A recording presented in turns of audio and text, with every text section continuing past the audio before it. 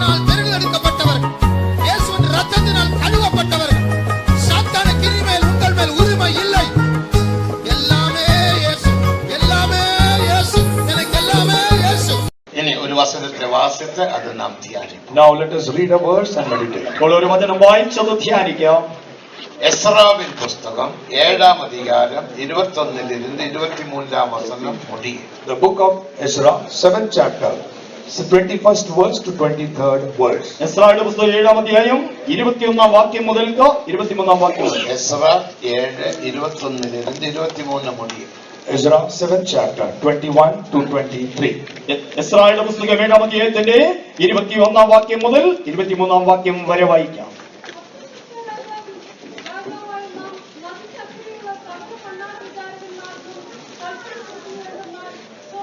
ദൈവത്തിന്റെ ന്യായപ്രമാണത്തിൽ ശാസ്ത്രിയായ എസ്രാ പുരോഹിതൻ നിങ്ങളോട് ചോദിക്കുന്നതൊക്കെയും 100 താലന്ത് വെള്ളിയും 100 കോർ കോതമ്പും 100 ബത്ത് വീഞ്ഞും 100 ബത്ത് എണ്ണയും വരെയും ഉപ്പും വെണ്ണുപോലെയും ജാഗ്രതയോടെ കൊടുക്കണം. രാജാവിന്റെയും അവന്റെ പുത്രന്മാരുടെയും രാജ്യത്തിന്മേൽ ക്രോധം വരാതിരിക്കേണ്ടതിന് സ്വർഗത്തിലെ ദൈവത്തിന്റെ കൽപ്പന പ്രകാരം സ്വർഗത്തിലെ ദൈവത്തിന്റെ ആലയത്തിന് അവകാശമുള്ളതൊക്കെ കൃത്യമായി ചെയ്യേണ്ടതാകുന്നു. ദേവനുடைய പരിശുദ്ധ നാമം മഹിമപ്പെടുവதாக. Praise be to the holy name of God. ദൈവത്തിന്റെ പരിശുദ്ധ നാമത്തിന് മഹത്വം. சாலமோன் ராஜாவுக்கு பிறகு இஸ்ரவேல் ராஜ்யம் இரண்டாக பிரிக்கப்பட்டது. Post the rule of King Solomon, the kingdom of Israel got divided into two. സലോമോൻ രാജാവിന്റെ വാഴ്ചയ്ക്ക് ശേഷം ഇസ്രായേൽ രാജ്യം രണ്ടായി വിഭജിക്കപ്പെട്ടു. 10 ഗോത്രങ്ങളുള്ള വടരാജ്യം, അതൊക്കെ ഇസ്രവേൽ രാജ്യം എന്ന് പേർ. അതിന്റെ തലനഗരം Samariya. One was a kingdom which had comprised of the 10 tribes of Israel, having the capital as Samaria. ഇസ്രായേലിലെ 10 ഗോത്രങ്ങൾ ഉൾക്കൊണ്ടതായ ഇസ്രായേൽ എന്ന് പറയുന്ന രാജ്യം തലസ്ഥാനം ശമരിയായിരുന്നു. അതിന്റെ முதலாம் Raja യെരോബയാം, കടേസി Raja Hosea. And the first king therein was King Jeroboam, and the last was Hosea. അതിലെ ഒന്നാമത്തെ രാജാവ് യെരൊബയാമും അവസാനത്തെ രാജാവ് ഹോശേയുമായിരുന്നു. BC ക്രിസ്തുവുക്ക് മുൻ 721 ആണ്ടിൽ അസീറിയ രാജാക്കൾ വന്ന് இந்த രാജ്യത്തെ, ഇസ്രായേൽ രാജ്യത്തെ, വടരാജ്യത്തെ പിടിച്ചു കൊണ്ടുപോനാർ. In BC 721, the king of Assyria came and captured this kingdom of north. BC 721 ആണ്ടിൽ അശൂർ രാജാക്കന്മാർ കടന്നു വന്ന ഈ രാജ്യത്തെ പിടിച്ചുകൊണ്ടുപോയി. അവർ ദേശത്തിൽ 4 പകുതിയിലും ചിതറടിക്കപ്പെട്ടാർ. They were scattered all across the 4 directions of the world. ദേശത്തിന്റെ രാജ്യത്തിന്റെ ഭൂമിയുടെ 4 കോണിലേക്കും അവർ ചിതറിപ്പോകുവാനിടയായി. അതിൽ கொஞ்சம் പേർ കേരളാവിൽ കൊച്ചിയിലും, கொஞ்சம் പേർ മഹാരാഷ്ട്രാവിൽ പൂനാവിലും, கொஞ்சம் പേർ മേഘാലയ എന്ന മാநிலத்திலும் വந்தாർ. And out of which a small portion of people came down to Kochi in Kerala, and a portion went to Pune in Maharashtra, and another portion went to Meghalaya. അതിൽ കുറച്ചുപേർ കേരളത്തിൽ കൊച്ചിയിലും, കുറച്ചുപേർ മഹാരാഷ്ട്രയിൽ പൂനെയിലും, കുറച്ചുപേർ മേഘാലയത്തിലും കടന്നു ചെന്നു. മേഘാലയയിൽ വന്നവർകളെല്ലാം മനാസ ഗോത്രം. All the people who arrived in Meghalaya were from the tribe of Manasseh. മേഘാലയയിൽ കടന്നു വന്നവർ മനശ്ശെ ഗോത്രത്തിൽപ്പെട്ടവരായിരുന്നു. ഇപ്പോഴേ ഒരു 10 വർഷத்துக்கு മുന്നമേ അവർ ഒരു 60,000 പേർ ഇസ്രായേൽ ദേശത്തേക്ക് പോയിട്ടാണ്. Approximately 10 years ago, about 60,000 people of them went back to Israel. ഏറെക്കുറെ 10 വർഷത്തിന് മുൻപായി 60,000-ഓളം പേർ അവർ ഇസ്രായേലിലേക്ക് മടങ്ങിപ്പോയി. ദേവനുക്ക് മഹിമ. Praise be to God. ദൈവത്തിന് സ്തോത്രം. അടുത്ത രാജ്യം യൂദ രാജ്യം. And the next kingdom was called the kingdom of Judah. മറ്റേ രാജ്യം യഹൂദ. അത് രണ്ട് ഗോത്രങ്ങൾ മറ്റു. The only remaining 2 tribes. 2 ഗോത്രങ്ങൾ മാത്രം ഉൾക്കൊണ്ടിരുന്നു. യൂദ ഗോത്രവും രണ്ടത് ബെഞ്ചമിൻ ഗോത്രം. One was the tribe of Judah, the another was Benjamin. ഒന്ന് യഹൂദ ഗോത്രം, മറ്റൊന്ന് ബെന്യാമീൻ ഗോത്രം. അതിന്റെ തലനഗരം യെരുശലേം. Having their capital as Jerusalem. അതിന്റെ തലസ്ഥാനം യെരുശലേമായിരുന്നു. 20 രാജാക്കൾ എഴുമ്പിനാർ. And 20 kings came up in this kingdom. 20 രാജാക്കന്മാർ ഈ രാജ്യത്തിൽ എഴുന്നേറ്റു. വടേ രാജ്യത്തിൽ 19 രാജാക്കൾ. And the kingdom of north, the 19 kings. വടക്കൻ രാജ്യത്തിൽ 19 രാജാക്കന്മാർ. രാജ്യം എന്ന് പേർ. This was called the kingdom of the south. ഇത് തെക്കേ രാജ്യം എന്ന് വിളിക്കുന്നു. അതൊക്കെ യൂദ രാജ്യം, തലനഗരം യെരുശലേം. And that was called the kingdom of Judah, having the capital as Jerusalem. യഹൂദ രാജ്യം എന്നറിയപ്പെട്ട തലസ്ഥാനം യെരുശലേമായിരുന്നു. ദേവനുക്ക് മഹിമ. Praise be to God. ദൈവത്തിന്റെ മഹത്വം. 2 മുறை இந்த യൂദ രാജ്യം അടിമത്തനത്തിൽ പോനാர்கள். Twice did this kingdom of Judah go under captivity. ഈ യഹൂദ രാജ്യം 2 പ്രാവശ്യം അടിമത്തത്തിലേക്ക് പോയി. முதൽ முறை நெபுகாத்நேச்சர் ராஜாவின் நாட்களில் BC 606 ஆண்டில் அவர்கள் பாபிலோன் தேசத்துக்கு அடிமைகளாக போனார். First time they went under the kingdom of Nebuchadnezzar at BC 606 and they went under captivity. BC 606 வருஷம் நெபுகத்நேசர் ராஜாവ് அவரை பிரவாசத்திலே அடிமைத்தத்திலே கொண்டு போய் அதுக்கு பிறகு BC 536 ஆண்டில் அவர்கள் பாபிலோன் தேசத்தில் இருந்து மறுபடியும் எருசலேமுக்கு போனார்கள் கோரேசின் நாட்களில். And after that at the time of King Cyrus they came back to the land of Israel during BC 536. BC 536 வருஷம் கோரேஸ் ராஜாவின் காலகட்டத்தில் பாபிலோனில் നിന്ന് അവർ വീണ്ടും எருசலேமிലേക്ക് കടന്നു വന്നു. அடுத்த BC 19 ஆண்டில் ரோம அரசாங்கத்தின் நாட்களில் அவர்கள் அடிமைகளாக மாற்றப்பட்டார்கள். Again in BC 19 they were brought under captivity of the kingdom of Rome. വീണ്ടും BC 19 വർഷം റോമ അധീനതയിലേക്ക് അവർ കടന്നു വന്നു. AD 136 ആണ്ടിൽ മുற்றிലും അഴിക്കപ്പെട്ടാர்கள். In the AD 136 they were destroyed utterly. AD 136 അവർ പൂർണ്ണമായി നശിപ്പിക്കപ്പെട്ടു. அதுக்கு பிறகு இஸ்ரவேல் ராஜ்யம் இல்லை. Post which there was no kingdom of Israel that existed. അതിനുശേഷം ഇസ്രായേൽ രാജ്യമില്ലായിരുന്നു. ஆனால் எசையா 11 அதிகாரம் 11 வசனத்தை வாசிக்கும்போது But when we read the prophetical book of Isaiah 11 chapter 11th verse, എങ്കിലും യെശയ്യാ പ്രവചന പുസ്തകം 11 അധ്യായം 11 വാക്യം വായിക്കുമ്പോൾ நான் பூமிയുടെ 4 திசையில் இருந்து உங்களை கூட்டி சேர்ப்பேன். I will gather you from the four corners of the earth. ഭൂമിയുടെ 4 അറുതികളിൽ നിന്നും നിങ്ങളെ ഞാൻ കൂട്ടിച്ചേർക്കും. அதற்காக நான் இரண்டாம் விசை என்னுடைய கரத்தை நீட்டுவேன். And for which I will extend or stretch my arm the second time. ഇതിനു വേണ്ടി രണ്ടാം പ്രാവശ്യം ഞാൻ എന്റെ കൈ നീട്ടും. அப்படி இரண்டாம் விசை நீட்டினது முதலாம் விசை நீட்டினது மோசேயின் காலத்தில். And the first time that the Lord did stretch his arm was during the time of Moses. ഒന്നാം പ്രാവശ്യം താൻ കരം നീട്ടിയത് മോശയുടെ നാളുകളിലായിരുന്നു. மோசேயினால் அவர்கள் விடுவிக்கப்பட்டார்கள். They were delivered under the hand of Moses. മോശ മുഖാന്തരം അവർ വിടുവിക്കപ്പെട്ടു. அப்போது அவர்கள் 430 வருஷம் எகிப்து தேசத்தில் அடிமைகளாக காணப்பட்டார்கள். That was when they were found as slaves or under the bondage of Egypt for 30 years. അന്നാളിൽ 430 സംവത്സരങ്ങൾ ഇസ്രായേലിൽ അടിമകളായി അവർ കാണപ്പെട്ടിരുന്നു. 30 வருஷம் யோசேப் இருந்தபடியினால் அவர் அடிமைகளாக காணப்படவில்லை. ஆனால் 400 வருஷம் அடிமைகளாக எகிப்து தேசத்தில் காணப்பட்டார்கள். Since for the first 30 years because Joseph was alive they were current under bondage, but the rest of the 400 years they were under the bondage. 30 വർഷക്കാലം ജോസഫ് ഉണ്ടായിരുന്നതുകൊണ്ട് അടിമത്വത്തിലായിരുന്നില്ല. எசையா 11 அதிகாரம் 11 வசனத்தில் வாசிக்கும்போது But when we read Isaiah 11 chapter 11th verse, യെശയ്യാ പ്രവചന പുസ്തകം 11 വായിക്കുമ്പോൾ நான் உங்களை கூட்டி சேர்ப்பேன். I will gather you again. വീണ്ടും നിങ്ങളെ ഞാൻ കൂട്ടി വരുത്തും. இரண்டாம் விசை என்று வாசிக்கிறோம். We read it as the second time. രണ്ടാം പ്രാവശ്യം എന്ന് വായിക്കുന്നു. அதுதான் 1948 மே மாதம் 14ஆம் தேதி இரண்டாம் விசை அவர்களுக்கு சொந்த ராஜ்யம் கிடைத்தது. That is the day of May 14th 1948 when they got back the kingdom of Israel. 1948 May മാസം 14ആം തീയതി ഇസ്രായേലിന് രാജ്യം ലഭിച്ച നാളാകുന്നു. இதற்கு ரெண்டு உலக போர் தேவையாக காணப்பட்டது. For which there was a requirement of 2 world wars. ഇതിന് 2 ലോക മഹായുദ്ധങ്ങൾ ആവശ്യമായിരുന്നു. முதலாம் உலக மகாயுத்தம் 14 இருந்து 19 முடிய. First world war was from 1914 to 1919. ഒന്നാമത്തെ ലോക മഹായുദ്ധം 1914 മുതൽ 19 വരെയായിരുന്നു. தேசத்துக்கு போகக்கூடிய அனுமதி கிடைத்தது. That is when they got the permission to go back to the land. അപ്പോൾ സ്വദേശത്തേക്ക് പോകുവാൻ അവർക്ക് അനുവാദം ലഭിച്ചു. இரண்டாவது யுத்தம் Second war, രണ്ടാമത്തെ യുദ്ധം 39ஆம் ஆண்டில் இருந்து 45ஆம் ஆண்டு முடிய. from the year of 1939 to the year of 1945. 1939 മുതൽ 45 വരെയായിരുന്നു. 60 ലക്ഷം യൂതர்கள் പരിതാപ നിലമയിൽ കൊല്ലപ്പെട്ടാர்கள். Approximately 60 lakh Jews were exterminated very pathetically. ഏറെക്കുറെ 60 ലക്ഷത്തോളം യഹൂദന്മാർ ദാരുണമായി കൊല്ലപ്പെട്ടു.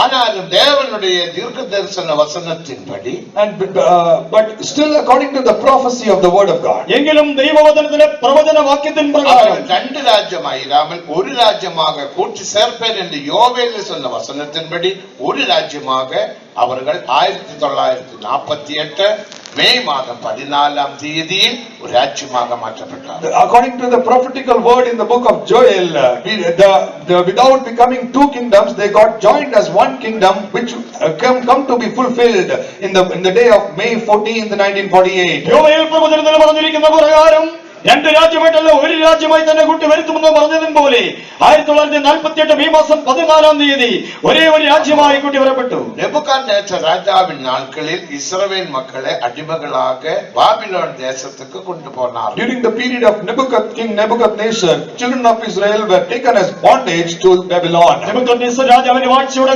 കാലങ്ങളിൽ ഇസ്രായേൽ മക്കളെ ബാബേലിലേക്ക് പ്രവാസികളായി எரேமியா தெளிவாக தீர்க்க தரிசனம் சொன்னார். Jeremiah very clearly prophesied. യിരെമ്യാവ് വ്യക്തമായി പ്രവചിച്ചു പറഞ്ഞു. எரேமியா 25-ാം അധികാരം 16-ാം വചനത്തെ വാസിക്കും പൊഴുത്, When we read the book of Jeremiah, 25th chapter 11th verse, യിരെമ്യാവ് പ്രവചന പുസ്തകം 25-ാം അധ്യായം 11-ാം വാക്യം വായിക്കുമ്പോൾ, நீங்கள் 70 வருடம் நெபுகாத்நேச்சர் ராஜாவுக்கு அடிமைகளாக காணப்படுவீர்கள். you will serve or be as slaves to the king of Babylon for 70 years. നിങ്ങൾ 70 വർഷക്കാലം നെബൂഖദ്നേസർ രാജാവിനെ സേവിക്കും. நீங்கள் நெபுகாத்நேச்சர் ராஜாவுக்கு கீழ்ப்படிகிறது நல்லது. It is good for you to be subject unto king of Babylon. നിങ്ങൾ നെബൂഖദ്നേസർ രാജാവിനെ അനുസരിക്കുന്നത് നല്ലത്.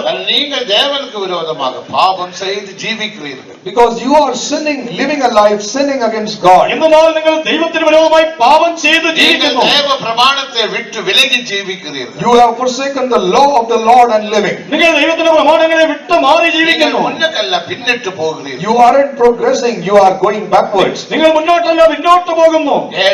எரேமியா 7:23-24 வசனங்கள். When we read Jeremiah 7:23 and 24, യിരെമ്യാവ് പ്രവചനം 7:23-24 വാക്യങ്ങളിൽ, 8-ാം அதிகாரம் 20-ാം വചനത്തെ വാസിക്കുമ്പോൾ, when we read Jeremiah 8 chapter 20th verse, യിരെമ്യാവ് പ്രവചനം 8:20 വായിക്കുമ്പോൾ, அற்ப காலம் சென்றது, கோடை காலம் முடிந்தது, நாமோ ரட்சிக்கப்படவில்லை. the harvest is past, the summer is ended and we are not saved. കൊയ്ത്തുകാലം കഴിഞ്ഞു, ഫലശേഖരവും കഴിഞ്ഞു, നാമോ രക്ഷിക്കപ്പെട്ടുമില്ല. எரேமியா எவ்வளவும் சொல்லியும் அவர்கள் கேட்கவில்லை. How much ever Jeremiah prophesied, they wouldn't hearken. യിരെമ്യാവ് എത്ര പറഞ്ഞുവോ അവർ കേട്ടതുമില്ല.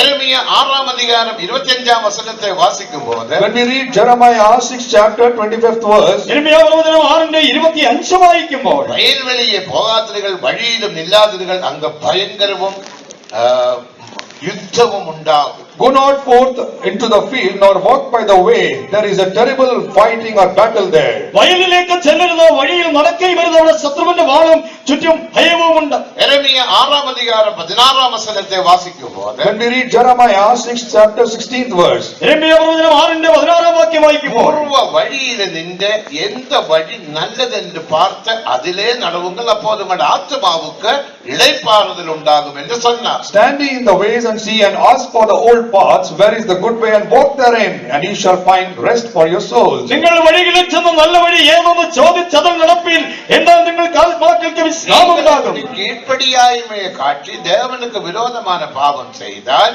நிச்சயமாக தேவன் கைவிடுவார். If you be disobedient to the words of the Lord, and if you sin continually sin against the Lord this way, the Lord will forsake your hand. നിങ്ങൾ ദൈവത്തിന്റെ വഴികളെ അനുസരിക്കാതെ അവന് വിരോധമായി പ്രവർത്തിച്ചാൽ നിശ്ചയമായി ദൈവം നിങ്ങളെ കൈവിടും. தேவன் எனக்கு தெளிவாக சொன்னார். The Lord has very clearly spoken to me. ദൈവം എന്നോട് തെളിവായി പറഞ്ഞു. எரேமியா 7-ாம் அதிகாரம் 14-ாம் வசனத்தின்படி, According to Jeremiah 7 chapter 14th verse, யிരെമ്യാവ് പ്രവചന പുസ്തകം 7:14 വാക്യം இந்த ஜனங்களுக்காக ஜெபிக்கவும் வேண்டாம், மன்றாடவும் வேண்டாம், உன்னுடைய ஜெபத்தை நான் கேட்க மாட்டேன். do not pray or not to supplicate for these people, I will not listen or hearken to your prayers. ഈ ജനത്തിനു വേണ്ടി നീ എന്നോട് അപേക്ഷിക്കുകയും വേണ്ട, പ്രാർത്ഥിക്കുകയും വേണ്ട, ഈ പ്രാർത്ഥന ഞാൻ കേൾക്കുകയില്ല. நீங்கள் 2 காரியங்கள் செய்ய வேண்டும். You need to do two things. നിങ്ങൾ രണ്ട് കാര്യങ്ങൾ ചെയ്യണം. ஒன்று, தேவனுக்கு கீழ்ப்படிந்து ஜீவித்தால் தேவன் உங்களுக்காக யுத்தம் செய்வார். One, you need to be subject to the Lord, and then the Lord will fight all your battles. ഒന്ന് ദൈവത്തിന് കീഴടങ്ങി ജീവിച്ചാൽ നിങ്ങൾക്ക് വേണ്ടി ദൈവം യുദ്ധം ചെയ്യും. இல்லாவிட்டால் நீங்கள் நெபுகாத்நேச்சருக்கு கீழ்ப்படிகிறது நல்லது. If not, it is good for you to be subject to King Nebuchadnezzar. അല്ല എങ്കിൽ നെബൂഖദ്നേസർ രാജാവിനെ കീഴടങ്ങി ഇരിക്കുന്നത് നല്ലതോ? இனி நான் இந்த தீர்க்கதரிசன ஊழியம் செய்ய போகிறதில்லை. I am no more going to continue this ministry of ഇനി prophesying. ഞാൻ പ്രവചന ശുശ്രൂഷ ചെയ്യുവാൻ പോകുന്നില്ല. ஆண்டவரே, இந்த ஊழியம் எனக்கு போதும். Oh Lord, enough. This ministry is enough. I'm going to end this ministry. കർത്താവേ, ഈ ശുശ്രൂഷ എനിക്ക് മതി. ஆனபடியால் இந்த ஜனங்களுக்காக நான் கண்ணீர் விட்டு ஜெபிக்க போகிறேன். எரேமியா 9-ாம் அதிகாரம் 1-ாம் வசனம். Jeremiah 9 chapter 1st verse, he says, therefore I am going to cry out for these people. യിരെമ്യാവ് പ്രവചനം 9-ാം അധ്യായത്തിന്റെ 1-ാം വാക്യം പറയുമ്പോൾ, ഇനി ഞാൻ ഈ ജനത്തിനു വേണ്ടി പ്രാർത്ഥിക്കുവാൻ പോകുന്നു. இவ்விதமான நன்மையான காரியங்களை சுவிசேஷங்களை எரேமியா சொல்லும் போது அந்த ராஜாவுக்கும் ஜனங்களுக்கும் கோபம் வந்து எரேமியாவை அடித்து துன்பப்படுத்தி பலவிதமான முதலில் சிறைச்சாலைக்குள் போட்டார், அதுக்கு அங்கே தூக்கினார், பின்ன தண்ணீர் இல்லாத கிணற்றுக்குள்ள போட்டார், அங்கே இருந்து தூக்கினார், பின்ன பழுதான ஒரு கிணற்றுக்குள்ள போட்டார், அங்கே பல விதத்தில் துன்பப்படுத்தினார். அப்போதெல்லாம் எரேமியா அவர்களுக்காக ஜெபித்தார். In spite of all this good news and the gospel that he kept on preaching unto them, the king and the people weren't happy to listen to it. They instead smote him. They put him in a dungeon. They took him out. They put him into another well, a small well, and after that took him out, and then put him into a very big well. In such a way, they persecuted Jeremiah so much. In spite of all that, he kept on supplicating and praying for those people. െങ്കിലും രാജാവിനും ജനത്തിനും ക്രോധവും കോപവും ഉണ്ടായിട്ട് വളരെ വിധത്തിൽ തന്നെ വിഷമിപ്പിക്കുകയും വെള്ളമില്ലാത്ത പൊട്ട കിണറ്റിലിടുകയും അവിടുന്ന് വലിച്ചു കയറ്റുകയും വീണ്ടും ആഴമുള്ളതായ ഒരു കിണറ്റിലിടുകയും ചെയ്യുകയുണ്ടായി. கடைசியில் எரேமியாவோட வார்த்தையை கேட்டு பலரும் நெபுகத்நேசர் ராஜாவுக்கு கீழ்ப்படிந்தார். Finally, many hearkening to the words of Jeremiah, they were subject and obedient to King Nebuchadnezzar. ഒടുവിലായി യെരേമിയാവിന്റെ വാക്കുകൾ കേട്ടതായ പലരും നെബൂഖദ്നേസർ രാജാവിനെ അനുസരിച്ചു. Daniel, out of which one was Daniel. അതിൽ ഒരുവനായിരുന്നു ദാനിയേൽ. അടുത്ത Shadrach, Meshach, Abednego. Next Shadrach, Meshach, Abednego. അടുത്തതായി Shadrach, Meshach, Abednego. Zerubbabel. Next Zerubbabel. അടുത്തതായി സെരുബ്ബാബേൽ. എസ്രാ എன்ற ஆசாரியர். And also finally Ezra the scribe. അടുത്തതായി എസ്രാ പുരോഹിതൻ. இப்படி ஆயிரக்கணக்கு மக்கள் கீழ்ப்படிந்தார். In such a way, many thousands of people were subject. ഇങ്ങനെ ആയിരക്കണക്കിന് ആളുകൾ കീഴടങ്ങിയിരുന്നു. இப்போது நான் வாசித்ததான பகுதி, The portion of the aspect that we read right now, ഇപ്പോൾ നാം വായിച്ച വേദഭാഗം, எஸ்ரா என்ற ஆசாரியன், the Ezra the priest, Ezra എന്ന പുരോഹിതൻ, அவன் ஆரோன் குடும்பத்தில் பிறந்தவன். he is from the lineage of Aaron. താൻ അഹരോൻ കുടുംബത്തിൽ പിറന്നവനാകുന്നു. எஸ்ரா 6ஆம் அதிகாரத்தில் நாம் அது வாசிக்கிறோம். We can read that in Ezra, book of Ezra, 6th chapter. എസ്രായുടെ പുസ്തകം 6ആം അധ്യായത്തിൽ നാം அவன் ஒரு വായിക്കുന്നു. வேதபாரகன். He அவன் was ஒரு பிரபுவும் வேதபாரகன். he was also a teacher and a lord. താനൊരു വേദപണ്ഡിതനായിരുന്നു. தேவனுக்கு மகிமை. Praise be to God. ദൈവത്തിന് സ്തോത്രം. அர்த்தஷ்ட ராஜாவினிடத்தில் சென்று, He went to Artaxerxes king. അർത്ഥശിഷ്ട രാജാവിന്റെ അടുക്കൽ നാം அர்த்தஷ்ட ചെന്നു. ராஜா என்று சொல்லும் போது When we talk about Artaxerxes king, അർത്ഥശിഷ്ട രാജാവ് എന്ന് പറയുമ്പോൾ மேத்தியா பார்சிய ராஜ்யத்திலே 5ஆம் ராஜா. he was the 5th king of the kingdom of Media and Persia. മേദ്യവാസിയ രാജ്യത്തിലെ 5ാമത്തെ രാജാവായിരുന്നു. முதலில் மேத்திய ராஜனா 62 வயதுள்ள மேத்திய ராஜனாகிய தரியோ பெல்ஷஸ்ஸரை கொலை செய்த ராஜ்யத்தை பிடித்துக் கொண்டார். But for the first time, the king Darius of the king of Media, he killed King Belshazzar and he overcame that kingdom. ഒന്നാമതായി 62 വയസ്സുണ്ടായിരുന്ന മേദ്യ രാജാവ് ദാരിയസ് ബെൽഷസ്സറിനെ കൊന്നിട്ട് രാജ്യം പിടിച്ചു. தானியேல் 5ஆம் அதிகாரம் 30-31 வசனங்கள். The book of Daniel, 5th chapter, 30 and 31st verse. ദാനിയേലിന്റെ പുസ്തകം 5ആം അധ്യായത്തിൽ 30-31 വാക്യങ്ങൾ. அடுத்த ஒரு வாலிபன் எழும்பினான். Then a youngster rose up. അടുത്തായി യൗവനക്കാരൻ എഴുന്നേറ്റു. அவருடைய பெயர் தான் கோரேஸ். His name is Cyrus. തന്റെ പേര് കോരേസ്. அவன் பிறக்கிறதுக்கு 150 வருடங்களுக்கு முன்னமே 150 years before he was born. താൻ ജനിക്കുന്നതിന് 180 വർഷങ്ങൾക്ക് മുൻപേ எசேயா தீர்க்கதரிசி இந்த வாலிபனை குறித்து, கோரேசை குறித்து தீர்க்க தரிசனம் உரைத்தார். Prophet Isaiah prophesied about this young Cyrus. യെശയ്യാ പ്രവാചകൻ ഈ യൗവനക്കാരനെ സംബന്ധിച്ച പ്രവചനമായി പറഞ്ഞു. எசேயா 44ஆம் அதிகாரம் கடைசி 27ஆம் வசனம்.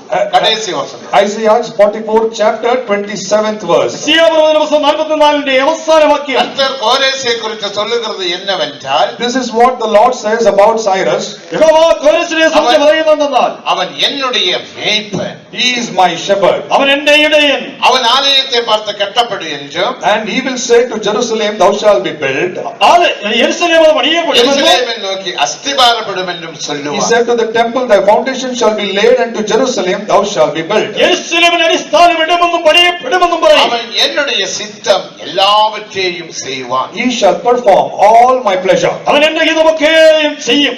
எசேயா தீர்க்கதரிசி சொல்லும்போது அவன் பிறக்கவில்லை. When Isaiah was prophesying this, he was never born. യെശയ്യാവ് പ്രവചിക്കുമ്പോൾ താൻ ജനിച്ചിട്ടേ ഇല്ല. ஏறக்குறை 150 வருஷங்களுக்கு முன்னமே தீர்க்க தரிசனம் சொல்றார். Approximately 150 years previous to his birth, Isaiah is prophesying. ഏറെക്കുറെ തന്നെ ജനനത്തിന് 180 വർഷം മുന്നേ പ്രവചിച്ചു. பிறந்த அதிகாரத்தில் வந்தார். Then he was born and then he came to power. അതിനുശേഷം താൻ ജനിച്ചു അധികാരത്തിൽ വന്നു. தேவனுக்கு மகிமை. Praise be to God. ദൈവത്തിന് മഹത്വം. அவனுடைய ராஜ்யத்தின் பெயர் தான் பார்சியா ராஜ்யம். The name of his kingdom was a kingdom of Persia. തന്റെ രാജ്യത്തിന് പേര് പാർസി രാജ്യമെന്നായിരുന്നു. தரியு என்ன செய்தார்? What did Darius do? Darius എന്ത് ചെയ്തു? அவன் 62 വയதுള്ള വയസ്സാனவன். He was a 62-year-old man. Darius 62 വയസ്സുള്ളവനായിരുന്നു. வாலிபனுக்கு கீழ்ப்படுகிறது அல்லது வாலிபனால யுத்தத்தில் தோற்று போவது நல்லதல்லைன்னு சொல்லி அவனுடைய மகளை கோரேசுக்கு விவாகம் செய்து கொடுத்தான். He said instead of subjecting himself to a young man, he instead got his daughter married to King Cyrus. ഒരു യൗവനക്കാരന് കീഴടങ്ങിയിരിക്കുന്ന നല്ലതല്ലെന്ന് പറഞ്ഞുകൊണ്ട് തന്റെ മകളെ തനിക്ക് വിവാഹം ചെയ്തു കൊടുത്തു. இப்போது தரியு மாமனாராகவும் கோரேஸ் மருமகனாகவும் மாற்றப்பட்டான். Now King Darius became the father-in-law and King Cyrus his son-in-law. ഇപ്പോ ദാരിയസ് രാജാവ് അമ്മായിപ്പനായും കോരേസ് രാജാവ് തന്റെ മരുമകനുമായും. அப்படிதான் மேதியா பார்சியா சாம்ராஜ்யம் என்று வந்தது. That is how the kingdom got to be called as Media Persia kingdom. അപ്രകാരമാകുന്നു രാജ്യം മേദ്യവാസി രാജ്യമായി മാറിയത്. அதில இரண்டாவது ராஜா தான் கோரேஸ். In that kingdom the second king was King Cyrus. അതിലെ രണ്ടാമത്തെ രാജാവായിരുന്നു കോരേസ്. அவന്റെ மகனுடைய பேரு தான் அர்த்தசஷ்டா. His son was named as Artaxerxes. തന്റെ മകന്റെ പേരായിരുന്നു അർത്തസഷ്ടാ. அர்த்தசஷ்டாவுக்கு பூச்சரித்திரத்தில் അല്ലെങ്കിൽ வேர்ல்டு ஹிஸ்டரியில் campuses என்று எழுதப்பட்டது. The world history refers to that king Artaxerxes as campuses. അർത്തസഷ്ടാ രാജാവിനെ സംബന്ധിച്ച് ലോക ചരിത്രത്തിൽ കാമ്പസസ് എന്ന് പറഞ്ഞിരിക്കുന്നു. எஸ்ரா முதலாம் அதிகாரத்தை வாசிக்கும் போது When we read the first chapter of the book of Ezra, Israel പുസ്തകം 1-ാം അധ്യായം വായിക്കുമ്പോൾ அதிகாரத்தில் வந்த போது when King Cyrus came to power, കോരേസ് അധികാരത്തിൽ വന്നപ്പോൾ இஸ்ரவேல் மக்களை கூப்பிட்டு he called the children of Israel, Israel ജനങ്ങളെ വരുത്തി செருபாபேலை கூப்பிட்டு called Zerubbabel. സെരുബ്ബാബേലിനെ വിളിച്ചു, நீங்கள் உங்களுடைய தேசத்துக்கு போகலாம். You can go back to your land. നിങ്ങൾക്ക് നിങ്ങളുടെ ദേശത്ത് പോകാം. தேவன் என்னுடைய மனதை மாற்றினார். God has transformed my mind. ദൈവം എന്റെ മനസ്സ് മാറ്റി. உங்களுக்கு ஒரு ஆலயம் உண்டு. You had a temple. നിങ്ങൾക്കൊരു ആലയം அந்த ஆலயத்தை கட்டிக்கொள்ளுங்கள். You need to build that temple. ആ ആലയം നിങ്ങൾ പണിയുവീൻ. ஜீவனுள்ள தேவனை ஆராதனை செய்யுங்கள். You worship the living God. ജീവിക്കുന്ന ദൈവത്തെ ആരാധിപ്പീൻ. தேவன் என்னுடைய மனதை மாற்றினார். The Lord has transformed my mind. ദൈവം എന്റെ മനസ്സ് മാറ്റി. நேபுகத்நேசர் ராஜா கொண்டு வந்ததான வெள்ளியும் பொன்னினாலும் செய்யப்பட்ட 5400 பாத்திரங்களை திருப்பி கொடுத்தார். He gave back those 5,400 vessels of silver and gold that Nebuchadnezzar had brought under captivity in the kingdom of Babylon. Nebuchadnezzar രാജാവ് കൊണ്ടുവന്നതായ പൊന്നിലും വെള്ളിയിലും തീർത്ത 5400 പാത്രങ്ങളെ മടക്കി കൊടുത്തു. இந்த பாத்திரங்கள் உங்களுடைய தேவாலயத்துக்கு தேவை. These vessels are needed for your house. ഈ പാത്രങ്ങൾ നിങ്ങളുടെ ആലയത്തിന് ആവശ്യമാണ്. பாத்திரங்களையும் கொண்டு போங்க. While you go back, you take away these vessels as well. നിങ്ങൾ പോകുമ്പോൾ ഈ പാത്രങ്ങളും കൊണ്ടുപോകുവീൻ. எஸ்ரா முதலாம் அதிகாரம் 10-11 வசனங்கள். Ezra first chapter 10th and 11th verse. Israel പുസ്തകം 1-ാം അധ്യായം 10-11 വാക്യങ്ങൾ. 5400 பாத்திரங்கள் என்று நாம் வாசிக்கிறோம். We read 5,400 vessels. 5400 പാത്രങ്ങൾ എന്ന് വായിക്കുന്നു. அவனுடைய மகன் அவனுடைய பேரு அர்த்தசஷ்டா நம்பர் 1.